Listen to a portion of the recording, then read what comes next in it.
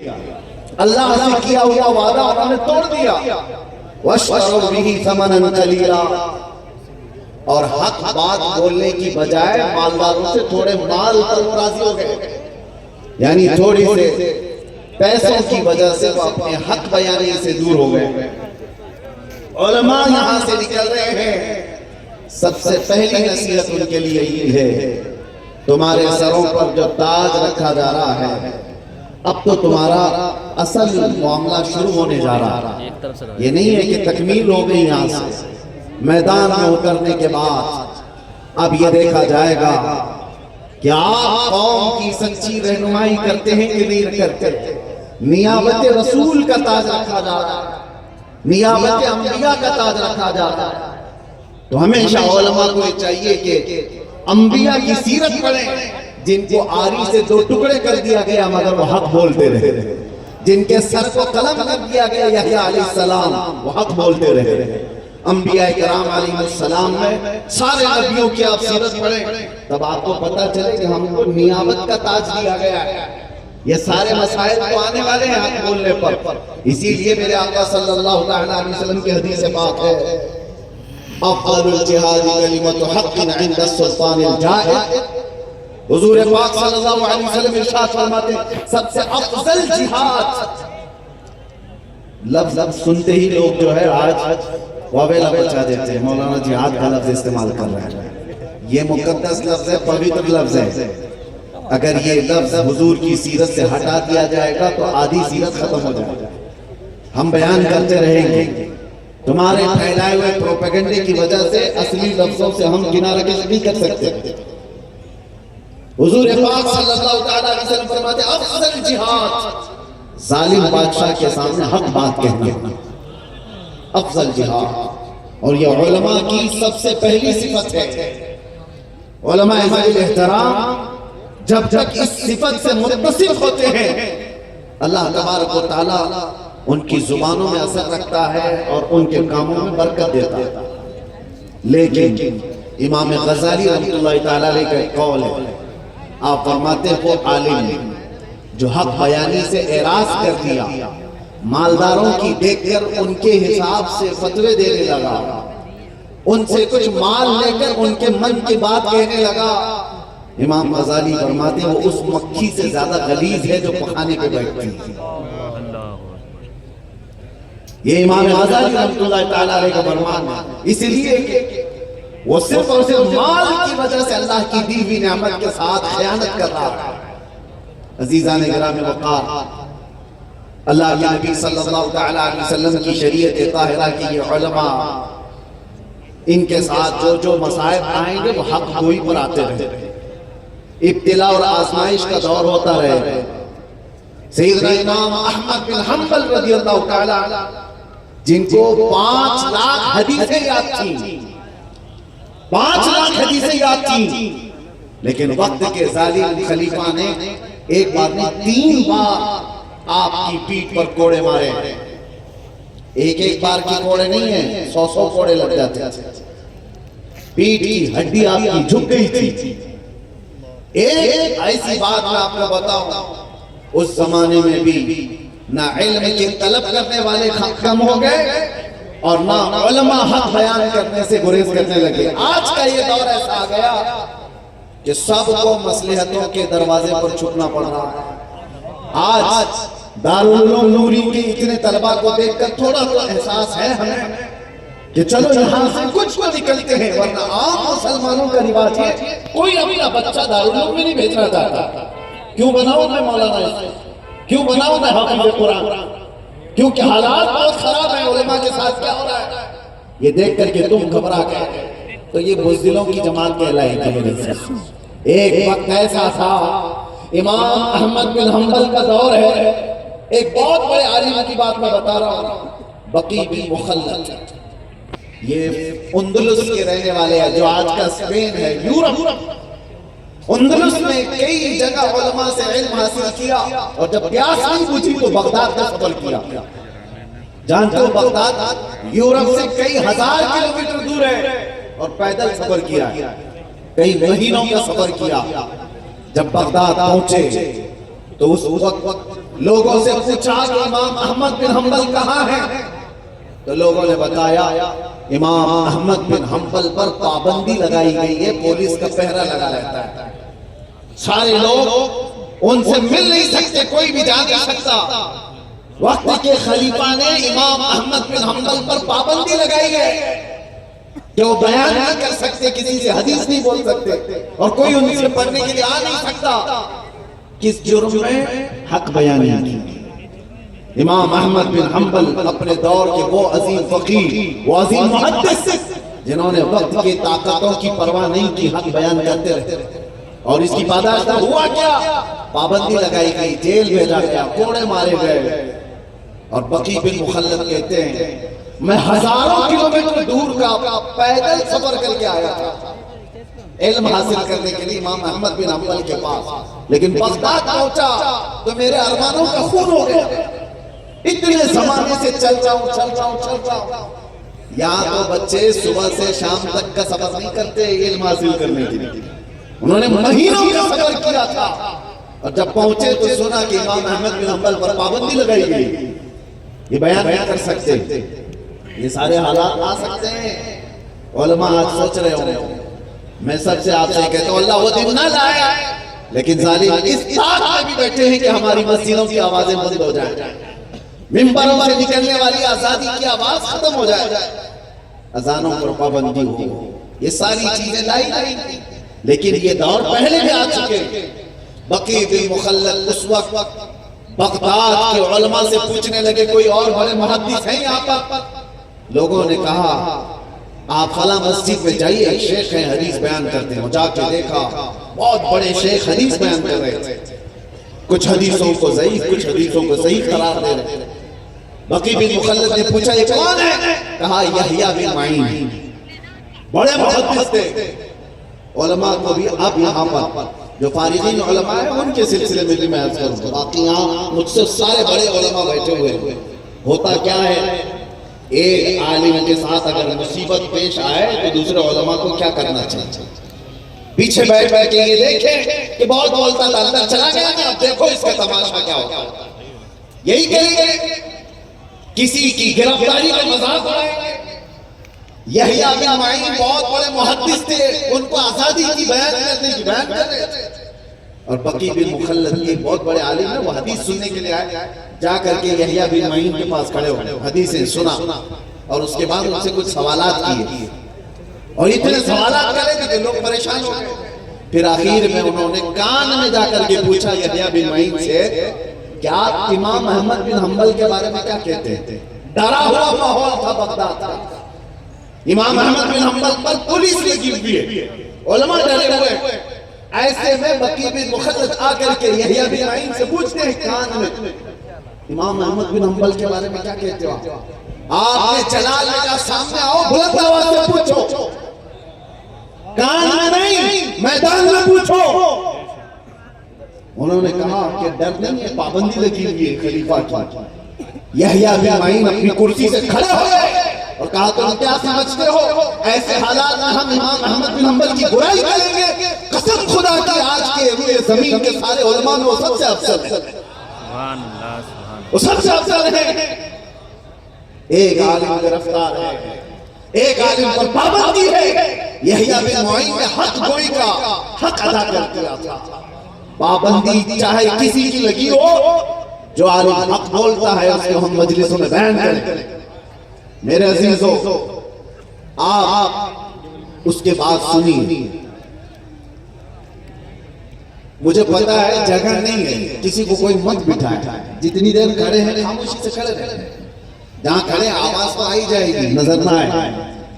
بقی بن مخلد نے جب یہ دیکھا بغداد کا یہ ماحول ہے، یحییٰ بن معین تعریف کر رہے امام احمد بن حنبل کی، کہا ان سے ملنے کا کوئی راستہ مل جائے گا؟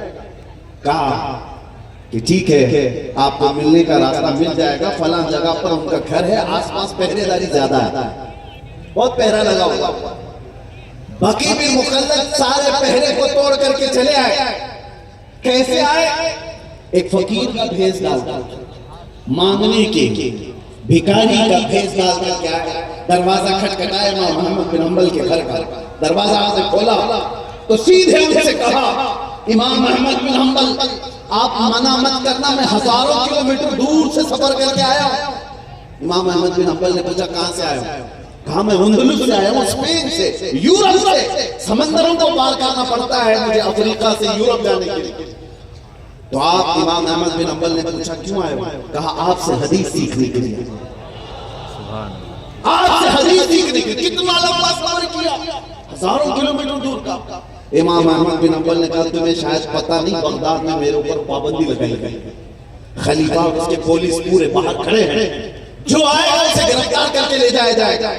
بقی بن مخلد نے کہا مجھے پتہ ہے حضور، میں سارے حالات دیکھ کر کے آیا، لیکن بیکاری کو تو کوئی روک نہیں سکتا، مانگنے والے کو کوئی روک نہیں سکتا۔ آپ سے بھی اتنا وعدہ کر دیجئے میں روز کھٹوری لے کر آپ کے گھر پر آؤں گا، جیسے دروازہ کھولے آپ مجھے جتنی حدیثیں سنا دیجئے۔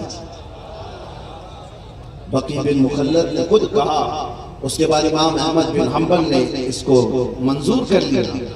روز کا معمول یہ تھا بقی بن مخلد کا، فقیر کا بھیس ڈال کر آتے ہاتھ میں کھٹوری لے کر امام احمد بن حنبل، پولیس سب کھڑی ہے، دروازہ کھٹکھٹاتے تھے، جیسی دروازہ کھولتا امام احمد بن حنبل کچھ روٹیاں ڈالتے اور ڈالتے ڈالتے ان کو حدیث سنایا مسجد سے۔ ایک دو نہیں مہینوں انہوں نے امام احمد بن حنبل کے روزانہ حاضری دی اور کئی سو حدیثیں یاد کر کے نکلے۔ یہ علم حاصل کرنے کی طلب تھی اور پابندی کے بعد سنانے کا جوش امام احمد بن حنبل کا تھا۔ عزیزان گرام وقار، میں سارے علماء سے یہ نہیں کہتا کہ سارے علماء کسی ایسے مرض میں مبتلا نہیں، الحمدللہ حق کو علماء موجود ہیں، تبھی تو برساتیں ہو رہی ہیں، موجود ہیں الحمدللہ۔ یہاں پر ایک کثیر مجمع موجود ہے، حضرت علامہ اشرف جیلانی ازہری صاحب، جو لفظ میں نے کہا اس کا انویسٹیگیشن میرے سے ہو چکا تھا، مجھے بار بار پوچھا گیا تھا، بہرحال آپ جیلانی ہیں اور ساتھ میں تھوڑا جلانی ہیں، مگر آپ نے میرے غائبانہ طور پر کہا مفتی ظفر نوری صاحب جیل کے دروازے کے اندر بھی میرے پاس آ سکتے۔ بہرحال علماء کے کردار ہونے چاہیے، اور میں کہتا ہوں علماء کے درمیان اختلاف ہوتا رہے، قیامت تک ہوتا رہے، لیکن وہ اختلاف علمی ہوگا، نفسیاتی نہیں، ذاتیاتی نہیں۔ اگر کسی عالم کو کسی عالم کے مسئلے سے اختلاف ہے تو اس کے باپ داداؤں کو نہیں چھیڑا جائے، اس کے خاندان اور اس کے تمام شجرے کو نہیں چھیڑا جائے، اس کے اخلاق و کردار اور اس کے سارے چریتر کو نہیں لایا جائے۔ آپ کو میں بتاؤں دو بڑے علماء کی مثال، امام علی مدینی، یہ امام بخاری کے استاد ہیں، امام بخاری کے استاد، اور ایک امام احمد بن حنبل جن کا میں نے ذکر کیا، دونوں میں شدید اختلاف۔ ہم نے مصر میں یہ پڑھا ہے، ادب الاختلاف بین العلماء۔ مفتی منظر ناز صاحب قبلہ کا بیٹا ہے، اس کا نام ارسلان منصور ہے، وہ کہیں گھوم گیا ہے، تو آپ کسی کو بھی ملے، 10-12 سال کا وہ بچہ ہے، ارسلان منصور نام ہے، جو صبح سے لے کے ابھی تک آپ کے سامنے اناؤنسرنگ کر رہے تھے، مفتی منظر ناز صاحب، ان کا بیٹا ہے ارسلان منصور، اگر مل جائے، مل گیا ہاں تو بھیجا دو ادھر۔ اللہ تبارک و تعالیٰ بچے کو ماں باپ کی آنکھوں کی ٹھنڈک بنائے۔ سنیے دو بڑے علماء کا اختلاف میں عرض کر رہا تھا۔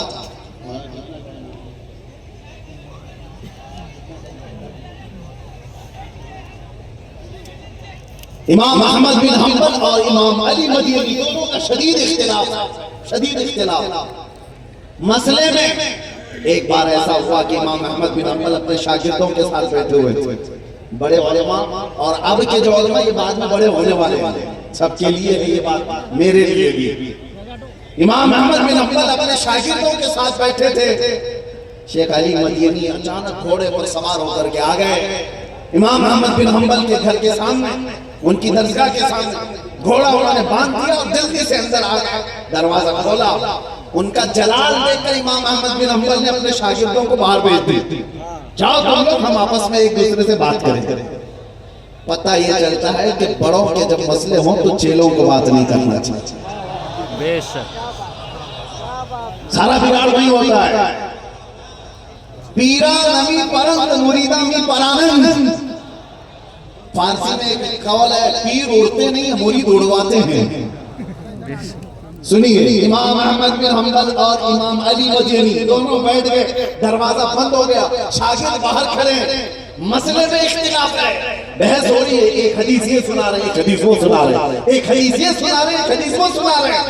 شاگردوں نے یہ کہا ہے ہم کو ایسا لگ رہا تھا ان کی آوازوں سے کہ ابھی مار پیٹ ہو جائے گی دونوں میں, اتنی تیز آواز ایک دوسرے کی ہو رہی تھی, مار پیٹ ہونے کا اندیشہ تھا.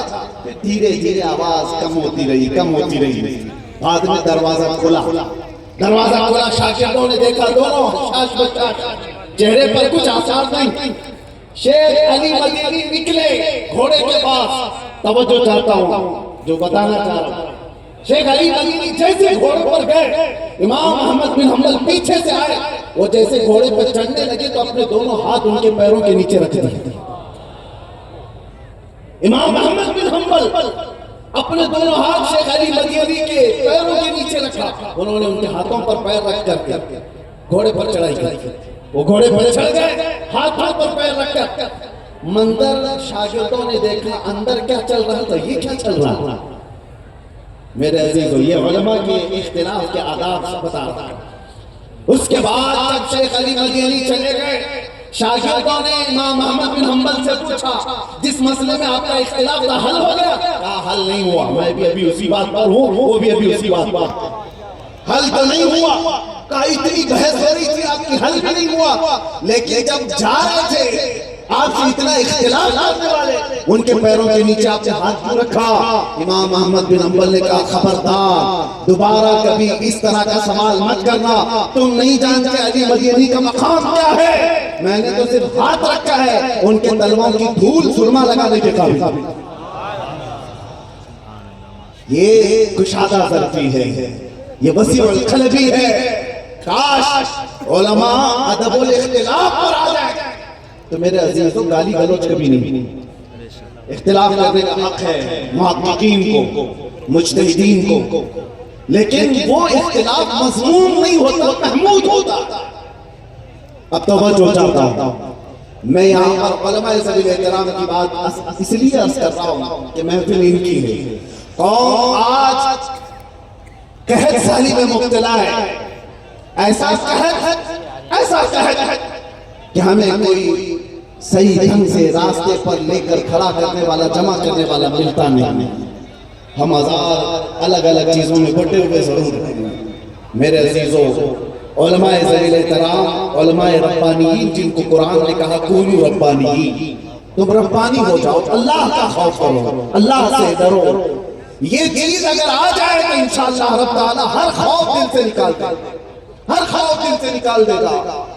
جو فارغ ہو رہے ہیں وہ علماء نے قربانی کی ضرور ہے, کئی سالوں تک پڑھا ضرور ہے, لیکن اصل کمال اس وقت ہے جب آپ اپنے علم پر عمل کر کے دکھائیں, حق بیانی کریں. اور ہوتا کیا ہے, ان کے ساتھ سب سے بڑا چیلنج جو ابھی آنے والا ہے, یہ ابھی جائیں گے کسی مسجد میں امام بنیں گے, کسی مدرسے میں مدرس بنیں گے, اکثر تو یہی ہوگا. اور سب سے پہلا جو ان کے ساتھ چیلنج آئے گا ٹرسٹیوں کے ساتھ آئے گا. مسجد کے جماعت والے, صدر, اراکین, متولی اراکین, ان کے ساتھ ان کے معاملات پیش آ جائیں گے. اور حد ہو گئی. علماء اس بات کا خیال ضرور رکھتے ہیں, ایسا نہیں کہ ان کی باتوں کو لے کے نہیں چلتے, ہم بھی لے کے چلتے ہیں, لیکن ہوتا یہ ہے اکثر آج مسجدوں میں متولی اور اراکین وہ ہیں جو 2 نمبری دھندے کرنے والے, سارے چھٹے ہوئے بدماشوں کو. میں سب جگہ کی نہیں کر رہا, اکثر جگہ کی بات کر رہا ہوں. اور سب سے پہلا کام ان کا کیا ہے, مولانا جیسا جمعہ میں ہم کہیں گے ویسا ہی بیان کرنا. حالات بڑے خراب ہیں, آدھے سے زیادہ حالات تو صدر کے خراب ہیں, اور یہ علماء سے کہہ رہا ہے کہ حالات خراب ہیں. علماء سے کہتا ہے حالات خراب ہیں. ارے حالات کب اچھے تھے ذرا تو بتا دے, اور کب اچھے ہوں گے وہ بتا دے. پہلے کب اچھے تھے وہ بتا دو, یا کب اچھے ہوں گے وہ بتا دو, تاکہ ہم بیان تو کریں حدیثوں کو.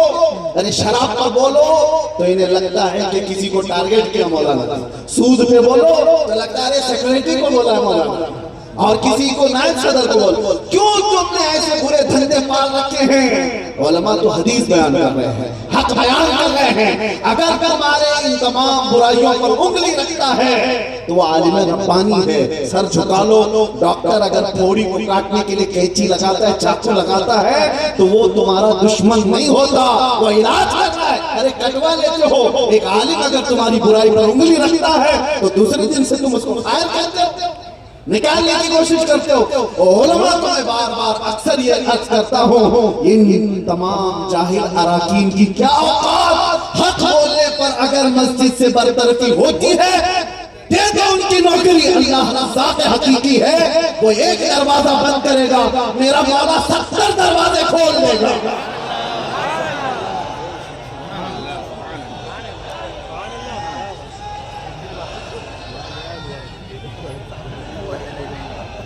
اور زیادہ سے زیادہ کیا ہوگا؟ میں آپ کو بتا رہا ہوں ساؤتھ انڈیا کی بات. ابھی چند مہینوں پہلے ایک امام کو اس کے گھر سے کپڑے نوچ کے نکالے, امامت سے بھی نکالا, کپڑے اتار کر کے بتایا. کس وجہ سے؟ اس لیے کہ وہاں کے موجود ان کے جو فسادات تھے اس پر بیان کیا کہ تم ہر ایک سے ملتے ہو, بدعقیدوں سے ملتے ہو. اس بیان پر ان کو نکال دیا. اتحاد کو خراب کر رہا ہے مولانا. بیماریوں پر اگر انگلی رکھتا ہے. اور عالم بھی کون ہے آپ کو میں بتاؤں, بہت بڑے امام ہیں. امام سفیان ثوری فرماتے ہیں وہ عالم جو معاشرے کی برائیوں پر نہیں بولتا ہے وہ عالم ہے ہی نہیں, بلکہ وہ سمجھوتا کر کے چل رہا ہے. وہ سمجھوتا کر کے چل رہا ہے. میں تمہیں کچھ نہیں بولوں گا, تو مجھے کچھ نہیں بولنا. یہ تبلیغ ہے ہی نہیں. تبلیغ کیا ہے؟ آؤ میرے آقا صلی اللہ تعالیٰ علیہ وسلم کی سیرت پر مکہ کے وہ حالات کو دیکھو. جب آپ نے اعلان نبوت فرمایا تھا تو مکہ کے بڑے رئیسوں نے آ کر کے حضور سے کیا کہا تھا جانتے ہو؟ کہا اے محمد, اگر حسین لڑکی چاہتے ہو تو ہم لے کر کے آ جائیں, مال چاہتے ہو تو ہم قدموں پہ نچھاور کر دیں, تم سردار بننا چاہتے ہو ہم سردار بنا دیں گے, آپ جو کہو ہم ساری چیزیں لا کر قربان کر دیں. آپ یہ بولنا بند کرو جو ہمارے خداؤں کو بولتے ہو, ہمارے نقص نکالتے ہو, ہمارے برے عیب, ہمارے بری چیزوں کو تم جو بیان کر رہے ہو, یہ بولنا بند کر دو. حضور پاک صلی اللہ علیہ وسلم نے فرمایا تم میرے ایک ہاتھ میں چاند لا کر رکھ دو, ایک ہاتھ میں سورج لا کر رکھ دو, جب بھی میں یہ بولنا بند نہیں کر سکتا. یہ رسول اللہ صلی اللہ علیہ وسلم کی سیرت یہ حقہ ہے.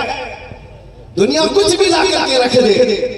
آپ کیا سمجھتے ہیں ہمارے ساتھ نہیں آتے ہیں معاملات؟ ہمارے باہر آنے کے بعد بھی بڑے پیر صاحب ہیں, میں نام ذکر نہیں کرتا لیکن وہ بی جے پی پیر صاحب ہیں. ہاں وہ سن رہے ہوں گے تو ان کو پتا بھی ہے, اور مجھے ڈر نہیں لگتا. وہ آفر بھی لے کر کے آئے تھے. یہ موضوع پر بولنا چھوڑ دو, آپ ساری سہولتیں آپ کے لیے دی جائیں. کیوں؟ اس لیے کہ اس موضوع پر ناموس رسالت پر بولنے پر خطرہ کیا ہے؟ انہوں نے کہا بس مسئلہ یہ ہے کہ ہر نام کا مسلمان بھی جمع ہو جا رہا, اور ہم یہ نہیں چاہتے. لوگوں کی خواہش یہ ہے, ہم یہ نہیں چاہتے. آپ جتنی بھی خرابی اپنے معاشرے میں بولیے, کھل کے بولیے, لیکن حضور کے نام پر جب آپ بولتے ہو تو لوگوں کا وصف ایسا ہے ایمان والوں کا کہ وہ سارے اختلافات بھول جاتے ہیں, نام محمد پہ جمع ہو جاتے ہیں. یہ ریئل بات بتا رہا ہوں, میں حقیقی بات بتا رہا ہوں. علماء ذوی احترام, ہمارے لیے بڑی آزمائشیں ہیں. آفر جو رسول اللہ صلی اللہ تعالیٰ علیہ وسلم کو مکہ والوں نے دیا, کیا وہ آج کے زمانے میں نہیں دیے جاتے؟ لڑکیاں نہیں پیش کی جاتی, دولت کے انبار نہیں بچھا دیے جاتے, لفافے دے کر کے ان کی زبانوں کو نہیں روکا جاتا, بہت کچھ کیا جاتا ہے. جو پھسل گیا وہ علماء سو کی فہرست میں چلا گیا, اور جماعت آ گیا وہ بلال حبشی کی جماعت میں آ گیا. فیصلہ اس کا جو علماء فارغ ہو رہے ہیں, آپ یہ سوچ کر کے نکلو دارالعلوم نوری سے نکلنے والوں, اللہ نے یہ منصب عطا کیا ہے, یہ منصب عطا کیا تو دنیا میں زیادہ سے زیادہ کیا ہوگا؟ تمہاری جان لے لی ہے, اس سے زیادہ دنیا میں کچھ نہیں ہو سکتا. اور اگر مال میں کمی, اولاد میں یا گھر بار میں تکلیفیں دی جا رہی ہیں تو ایک بات ہمیشہ سوچ لینا. لوگ ہم سے کہتے ہیں کہ خیال کرو ذرا, چھوٹے چھوٹے بچے بھی ہیں. ایک مولانا صاحب نے بھی کہا کیا ہمارے بیوی بچے نہیں ہیں؟ اس پر کیا کیا مسائل ہو جائیں گے، اندر کر دیں گے، ان کو کون دیکھے گا؟ میں نے پڑھا کیا آپ نے سیرت، کیا وہ صحابہ کی بیوی بچے نہیں تھے جو رسول اللہ کے ساتھ جاتے تھے؟ وہ بدر میں گئے، احد میں گئے، خندق میں گئے، ان کے بیوی بچے نہیں تھے؟ کیا صرف تمہارے بیوی بچے؟ ایک جنگ ایسی ہے، سعد بن معاذ رضی اللہ تعالیٰ عنہ کی بات کر رہا ہوں، جنگ خندق کے موقع پر صحابہ اتنے زخمی تھے کہ جگہ جگہ سے خون نکل رہا تھا۔ ایک مہینے تک خندق کھودا، پھر لڑائی کی اور جنگ ختم ہوئی، واپس مدینے جا رہے رسول اللہ کے ساتھ، 5 کلومیٹر کا فاصلہ ہے جنگ خندق سے جہاں ہوئی ہے مدینہ، 5 کلومیٹر کا فاصلہ ہے۔ بیچ راستے میں جبرائیل امین آ گئے، رسول اللہ سے عرض کیا، آقا اللہ کا حکم ہے کہ یہی سے آپ بنو نذیر کی جنگ پر چلیں۔ مہینوں جو جنگ کر کے آ رہے، تھکے آ رہے ہیں، بیوی بچوں سے دور ہیں، زخمی حالت ہے۔ رسول پاک صلی اللہ علیہ وسلم نے جیسے جبرائیل کا یہ پیغام سنا، ارشاد فرمایا میں اپنے صحابہ سے پوچھ لوں، یہ تھکے ہوئے ہیں، مہینوں سے اپنے گھر سے دور ہیں۔ جبرائیل نے کہا آپ اپنے صحابہ سے پوچھیں۔ رسول پاک صلی اللہ تعالیٰ علیہ وسلم مڑے اپنے صحابہ کی طرف اور کہا، اے میرے عزیز صحابہ، میں جانتا ہوں تم زخمی ہو، میں جانتا ہوں مہینوں سے تم باہر ہو، فاقے میں ہو، لیکن اللہ کا حکم آیا کہ ہم یہیں سے بنو نذیر کے مقابلے کے لیے نکلیں۔ صحابہ یہ کہہ سکتے تھے کہ آپ گھر جا کر بیوی سے بات کر کے آ جاؤں، بچوں کے حال چال دیکھ کر کے آ جاؤں، مرہم پٹی کر کے آ جاؤں جو زخم ہوئے ہیں، اس کے بعد تازہ دم ہو کر کے پھر نکلیں گے۔ عقل و شعور تو یہی کہتے ہیں، لیکن جب رسول اللہ نے پوچھا تمہارا کیا خیال ہے، سارے صحابہ نے ایک زبان ہو کر کہا، آقا دیر کس بات کی، یہی سے چلے۔ ان کے بیوی بچے نہیں تھے، ان کی اولاد نہیں تھی۔ میرے عزیزوں، کیا سیرت صرف ہمیں کتابوں کے لیے ہے یا ہماری زندگی کے لیے بھی ہے؟ ہماری زندگی کے لیے بھی ہے۔ آج کا دور ایسا ہے جو ابتلا و آزمائش کے لیے پوری قوم اور علماء ذلیل احترام نے، بعض لوگ یہ سمجھتے ہیں میں جاؤں کوئی اور خطیب جائے ہوگا ہمارے ساتھ، کچھ انجام برا ہو جائے گا تو کیا اس سے اسلام ختم ہو جائے گا؟ ہمیں اگر پھانسی پر لٹکا دیا گیا تو کیا اسلام ختم ہو جائے گا؟ میرے عزیزوں، کتوں کو نہیں پتا تھا ایک سلمان کو مارو گے رب تعالیٰ ہر گھر میں سلمان پیدا کرے۔ میں میرے نام صرف مسلمان کی حیثیت سے عرض کر رہا ہوں، رب تبارک و تعالیٰ کا قانون ہے یہ۔ انگریزوں نے 8 دن تک جشن منایا تھا کفایت علی کافی کو پھانسی دے کر۔ کفایت علی کافی مراد آباد کے رہنے والے تھے، مراد آباد میں ان کو پھانسی پر چڑھایا، 8 دن تک ان کو گورنر ہاؤس میں قید کر کے ان کے جسم پر استری پھیری، اور جب چمڑی جلتی تھی تو نمک چھڑکتے تھے، اور اس کے بعد پھانسی پر چڑھایا۔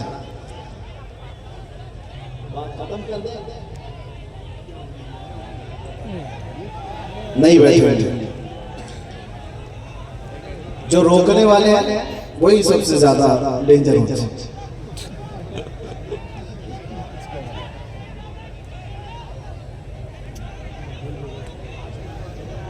رسول اللہ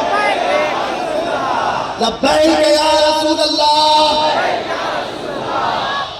کفایت علی کافی کو پھانسی پر چڑھا کر 8 دن تک جشن منانے والے، اس لیے کہ ان کو معلوم تھا ایک ایسے عالم حق دو کو ہم نے پھانسی پر چڑھایا جو بولتا تھا تو لوگوں کے رونگٹے کھڑے ہو جاتے تھے۔ پھانسی پر چڑھایا، ان کو پتہ نہیں تھا صرف مراد آباد سے 100 کلومیٹر دور، اسی زمانے کی بات ہے، ادھر کفایت علی کافی کو پھانسی پر چڑھایا جا رہا ہے، مراد آباد کے 100 کلومیٹر دور بریلی میں اللہ تعالیٰ امام احمد رضا پیدا کر رہا ہے۔ ایک چراغ گل کرو گے مولا 70 چراغ اور روشن فرمائے۔ کفایت علی کافی تو کہتے تھے کوئی گل باقی رہے گا نہ چمن رہ جائے گا، پر رسول اللہ کا دین حسن رہ جائے گا۔ وہ دار پر چڑھ گئے، لیکن ان کے انتقال کے بعد، ان کی شہادت کے بعد اللہ تعالیٰ نے جس مرد قلندر کو بریلی میں پیدا کیا، جب جوان ہوا تو بریلی کا امام ایسا عشق بھرا تھا کہ جس کی خوشبوئیں 100 سال تک آج بھی ہر مجمع میں محسوس کی جا سکتی ہے، آج بھی محسوس کی جا سکتی ہے۔ عزیزان گرامی، یہ دین نہ فنا ہوا تھا نہ فنا ہوگا، یہ کسی کے مٹانے سے مٹ نہیں سکتا۔ آپ کو فکر کی ضرورت نہیں ہے، آپ کو اپنے دین اور اپنے ایمان کی فکر کی ضرورت ہے۔ آپ دین اسلام کی فکر کر رہے ہو، قرآن میں اللہ نے وعدہ کیا ہے صبح قیامت تک اللہ کے چراغ کو کوئی اپنے منہ کے پھونکوں سے نہیں بجھا سکتا، نہیں بجھا سکتا۔ تم اپنے ایمان کی فکر کرو، تمہارے پاس جو دین ہے وہ باقی رہے یا نہیں رہے گا۔ تمہاری ٹوپیاں اتر جائیں گی، تمہاری داڑیاں نکل جائیں گی، تمہارا شعار سب ختم ہو جائے گا، اس کی فکر کرو۔ ڈاکو آئیں گے اس طرح سے، کبھی ڈر کے ذریعے سے، کبھی لالچ کے ذریعے سے۔ ان نوجوانوں سے میں خطاب کرتے ہوئے آخری میں یہ عرض کروں گا، اے نوجوانوں، دنیا کی چمک دمک کو دیکھ کر کے جن لوگوں نے مصلحت کی چادر اوڑھ لی اور یہ سوچا کہ چند دن یہاں پر ہیں، عیش کر کے جائیں گے اور یہاں پر آرام کر کے جائیں گے، انجوائے کر کے جائیں گے، ان لوگوں کا انجام بہت برا ہونے والا ہے۔ دین کے ایسے حالات کے وقت جنہوں نے رسول اللہ کا دامن چھوڑا۔ آپ کو میں ایک بات بتا دوں، حضور پاک صلی اللہ علیہ وسلم نے قیامت کے اخیر پیش آنے والے جو حالات ہیں اس میں ایک جنگ کا ذکر فرمایا، الملحمۃ الکبریٰ، ایک بڑی جنگ ملک شام میں ہوگی۔ حضور فرماتے ہیں 80 جھنڈوں کے نیچے کفار و مشرکین دشمنان اسلام آئیں گے، ہر جھنڈے کے نیچے 12,000 کی فوج ہوگی، تو تقریباً 9.5 لاکھ کے قریب ہوتی، 9,60,000 کے قریب وہ فوج لڑنے والے مومنین۔ حضور پاک صلی اللہ علیہ وسلم آگے کی خبر دیتے ہوئے فرما رہے ہیں وہ جنگ اتنی خطرناک ہوگی، آج تک کبھی ویسی ہوئی نہیں اور کبھی ہوئی بھی نہیں، اتنی بڑی اس کا ماحول جو بیان کیا میرے آقا نے، یہ میرا بہت خاص نقطہ آپ کو سن کر جانا ہے۔ سارے لوگ مومنین کی جو جماعت تھی، مسلمانوں کی جو جماعت، حضور فرماتے ہیں پہلے دن لڑائی ہوگی تو 1/3 ایک تہائی میدان چھوڑ کر بھاگ جائیں گے۔ یہ مسلمانوں کے بارے میں کہا ہے، ایک تہائی میدان چھوڑ کر بھاگ جائیں گے، لیکن رسول اللہ نے اس کے ساتھ یہ بھی فرمایا وہ روئے زمین کے سب سے بدترین لوگ ہوں گے، ان کو توبہ بھی نصیب نہیں ہوگی۔ حضور نے فرمایا جو میدان چھوڑ کر بھاگا ایسے وقت میں جب دین کو ضرورت تھی، حضور فرماتے ہیں وہ روئے زمین کے سب سے بدترین لوگ ہوں گے، توبہ بھی نہیں ہوگی۔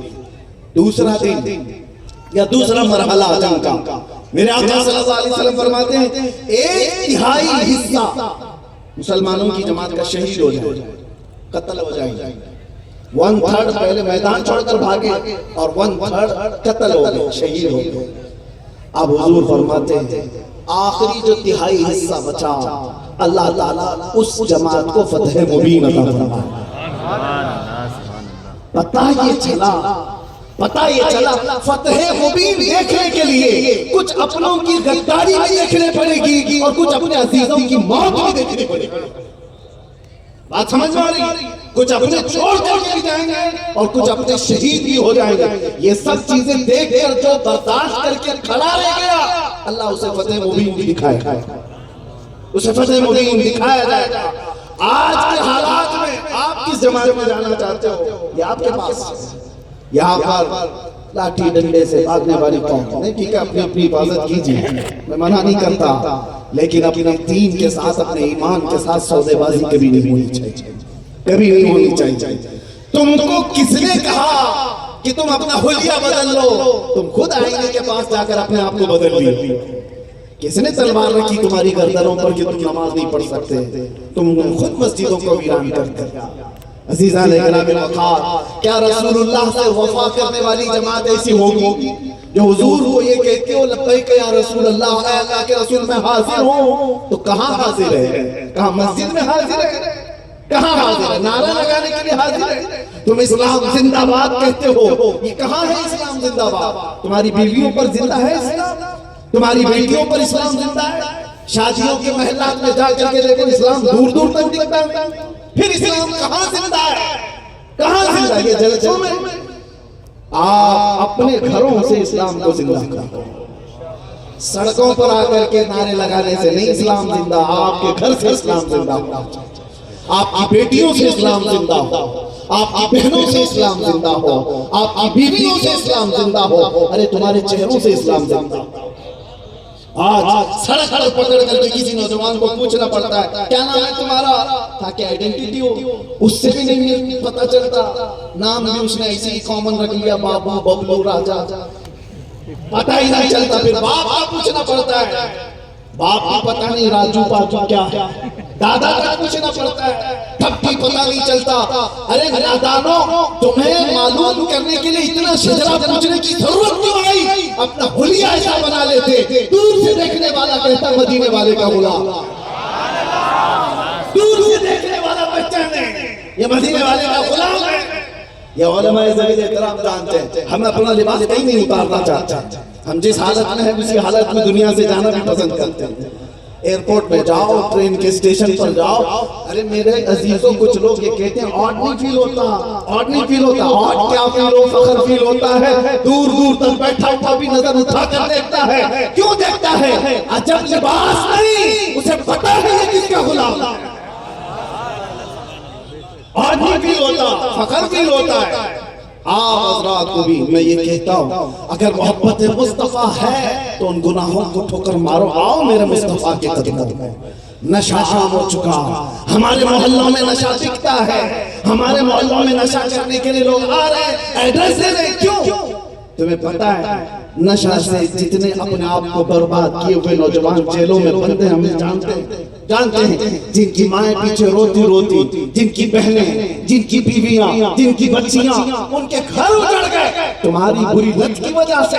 اے نوجوانوں، یہ شیطان ہے جو تمہیں اس راستے پر لے جا رہا ہے۔ تم نشہ کر کر کے کس طرف جانا چاہتے ہو؟ کیا ملتا ہے؟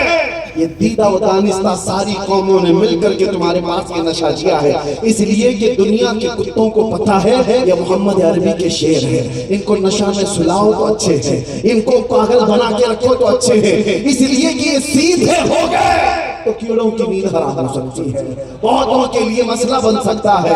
نشہ تم کو اتنا کرایا جائے، چھوڑ دو اس نشہ کو۔ اگر اپنے نبی سے محبت ہے تو آؤ، نشہ کرنا ہے تو کوکین، افیون، چرس، گانگا کا نہیں، عشق محمدی کا نشہ، محبت مصطفیٰ کا نشہ کرو۔ اس لیے کہ وہ نشہ جب کسی کے سر چڑھ کر کے بولتا ہے تو صبح سے شام تک، شام سے صبح تک اس کی زبان سے صرف اتنا ہی نکلتا ہے، سرور کہوں کہ مالک و مولا کہوں تجھے، باغ خلیل کا گل زیبا کہوں تجھے۔ ارے کوئی آ کر کے اس عاشق زار کو جھنجھوڑ کر کے بھی کہہ دے، ارے ذرا میرے لیے بھی کہہ دو، اللہ میرے لیے بھی کوئی شعر بول دو۔ دیکھتا ہے پھر بولتا ہے میں گدا ہوں اپنے کریم کا، میں گیا ہوں اپنے کریم کا، میرا دین پارہنا نہیں، بولوں گا تو صرف اتنا ہی بولوں گا، وہ کمال حسن حضور ہے کہ گمان نقص جہاں نہیں، یہی پھول خار سے دور ہے، یہی شمع ہے کہ دھواں نہیں، جس کی صبح، جس کی شامیں، جس کی راتیں۔ ارے ایک آدمی نے گلاب کا تحفہ کیا پیش کیا اعلیٰ حضرت امام احمد رضا کو؟ عشق محمدی کا نشہ کیا ہوتا ہے؟ محبت مصطفیٰ کا نشہ کیا ہوتا ہے؟ جب وہ چڑھتا ہے تو ہر جگہ محبوب ہی محبوب نظر آتا ہے۔ گلاب جس نے پیش کیا، لوگ تو ہمیں بھی پیش کرتے ہیں، آپ کو بھی پیش کرتے ہوں گے، مگر ایک عاشق زار دیکھتا ہے اور کہتا ہے یہ گلاب جس کو تم نے دیا ہے یہ صبح کھلتا ہے، شام میں مرجھا جاتا ہے، میں اس گلاب سے محبت کرتا ہوں جو کبھی مرجھاتا نہیں ہے۔ اور پھر کہنا شروع کر دیا سرتاب قدم ہے تیرے سلطان زمن پھول، لب پھول، لہن پھول، زخم پھول، بدن پھول، واللہ جو مل جائے میرے گل کا پسینہ، مانگے نہ کبھی اتنے نہ پھر چاہے دلہن پھول، کیا بات رضا اس چمنستان کرم کی، ارے صحرا ہے گلی جس سے حسین حسن پھول۔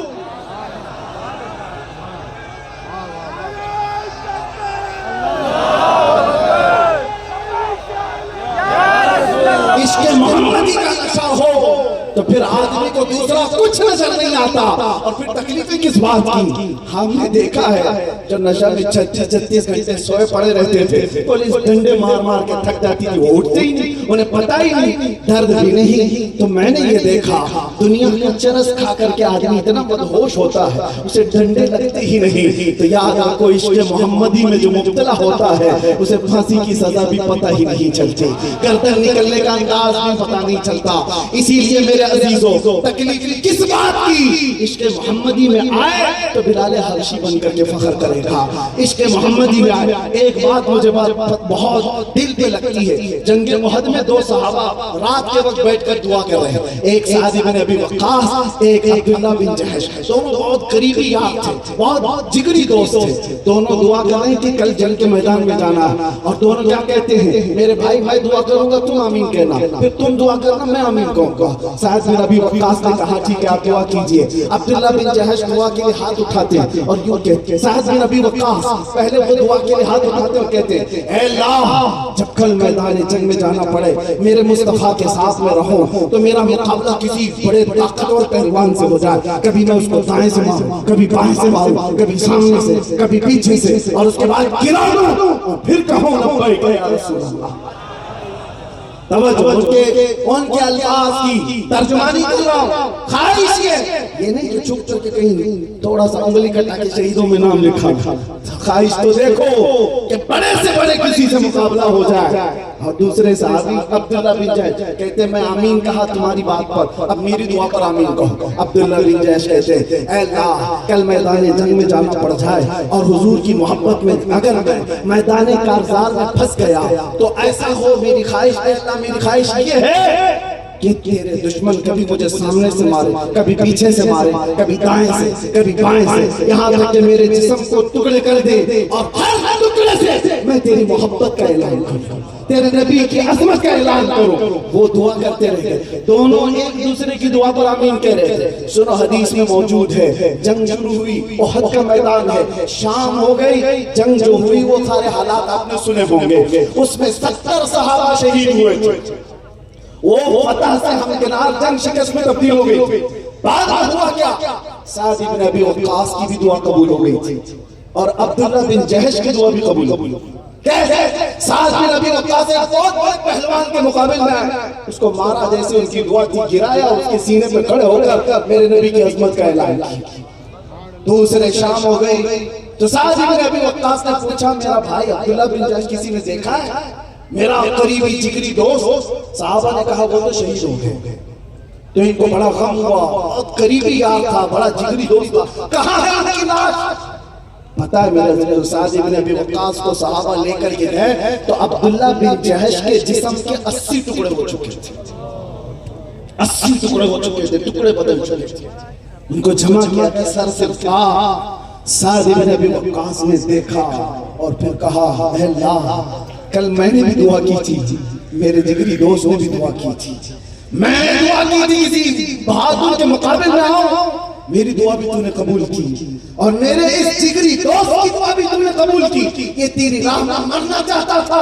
اب صحابہ سے کہتے ہیں سعد بن ابی وقاص, جو جملے کے لیے میں نے پورا واقعہ سنایا, جس کے لیے میں یہ حدیث سنایا آپ کو, سعد بن ابی وقاص کہتے ہیں اے لوگوں سنو, دعا تو میری بھی قبول ہوئی, دعا تو میرے دوست کی بھی قبول ہوئی, لیکن میں آپ کو بتاتا ہوں عشق محمدی میں مارنے کا جو مزہ ہے وہ الگ ہے, محبت مصطفیٰ مر جانے کا مزہ کچھ اور ہے, مر جانے کا مزہ کچھ اور ہے. اسی کو اقبال کہتا ہے کہ دو عالم سے کرتی ہے بے جانا دل کو, عجب چیز ہے لذت آشنائی. اور اعلیٰ حضرت یوں کہتے ہیں جان ہے عشق مصطفیٰ روز فضوں کرے خدا, ارے جس کو ہو درد کا مزہ ناز دوا اٹھائے کیوں. اور ہم سب کے لیے اور آپ سب کے لیے آخری یہ شعر ہماری تقریر کا خلاصہ ہے, پھر بھی گلی گلی دبا ٹھوکریں سب کی کھائی کیوں, دل کو جو عقل دے خدا تیری گلی سے جائے جو. لبیک یا رسول اللہ,